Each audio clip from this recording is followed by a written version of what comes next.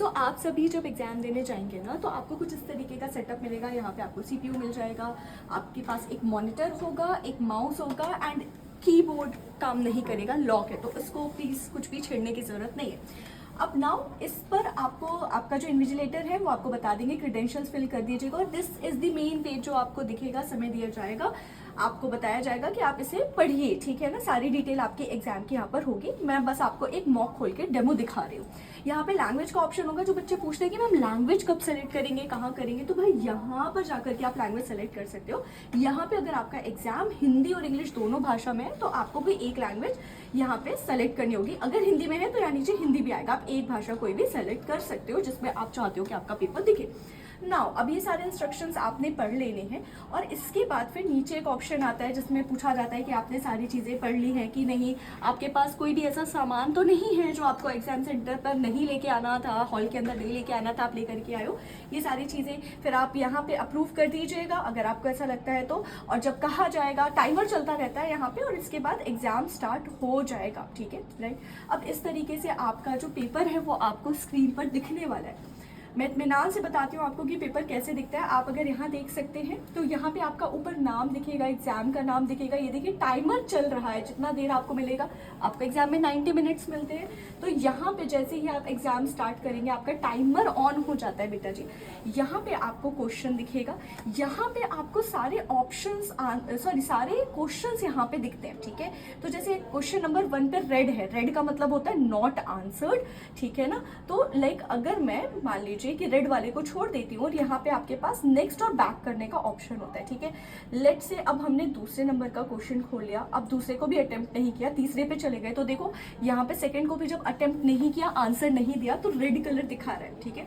इसके बाद एक और ऑप्शन आता है कि मान लीजिए कि आपने इस क्वेश्चन का रिप्लाई कर दिया, राइट। लेट्स से आपने इस क्वेश्चन का क्या कर दिया, रिप्लाई कर दिया और आपको लगता है कि यही ऑप्शन इसका सही जवाब है, तो आप इसे सबमिट कर सकते हो डायरेक्टली, ठीक है, राइट। तो आप क्या कर सकते हो,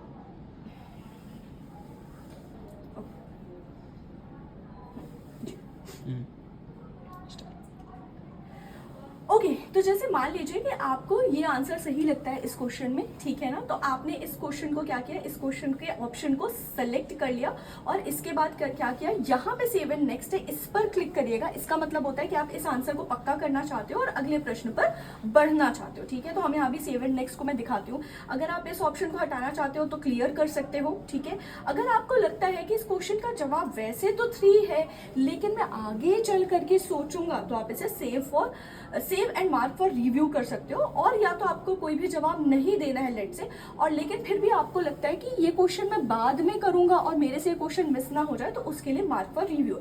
अभी इस क्वेश्चन में मैं आपको दिखा रही हूँ सेव एंड नेक्स्ट वाला ऑप्शन। तो देखिए लेट से मुझे लगता है 3 नंबर ही एकदम करेक्ट आंसर है, मैंने सेव एंड नेक्स्ट कर दिया।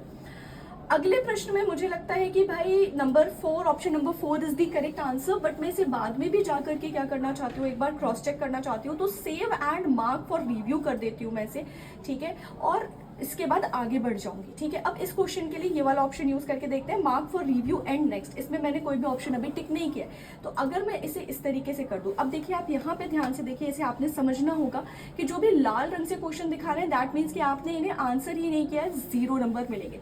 आपने जिन भी क्वेश्चंस पर ग्रीन कलर दिखा रहा है दैट मीन्स कि आपने उनका जवाब दे दिया है और आपके हिसाब से उनका जवाब एकदम सही है। और अगर आप इस पेपर को सबमिट करते हैं तो इन क्वेश्चंस के वही जवाब जो आपने लगाए हैं वही अपने आप सबमिट होंगे। अगर purple colour with green dot है, इसका मतलब है कि आपने आंसर तो दे दिया है लेकिन आप बस याद करने के लिए कि इन क्वेश्चन पर दोबारा आएंगे और फिर क्रॉस चेक करेंगे, इसलिए आपने इन्हें फ्लैग किया है। इन क्वेश्चंस के भी आंसर्स अगर आपका टाइमर खत्म हो जाता है तो कंसिडर किए जाएंगे, इसलिए अगड़म बगड़म मत लगा दीजिएगा। एंड अगर सिर्फ पर्पल कलर से आपको क्वेश्चन दिख रहा है दैट मीन्स कि आपने उस क्वेश्चन को फ्लैग आउट किया है कि मैं आगे चल करके उस क्वेश्चन के बारे में सोचूंगी और फिर रिप्लाई करूंगी। तो क्योंकि आपने यहाँ पे कोई भी जवाब अभी नहीं दिया है तो इस क्वेश्चन को कंसिडर नहीं किया जाएगा, मतलब इसके मार्क्स नहीं मिलेंगे क्योंकि आपने इसमें ऑप्शंस जो है उन्हें टिक नहीं किया है। इसके अलावा जो ग्रे कलर के क्वेश्चन है वो दर्शाते हैं कि आपने अभी इतने क्वेश्चन क्वेश्चंस अटेम्प्ट नहीं करें।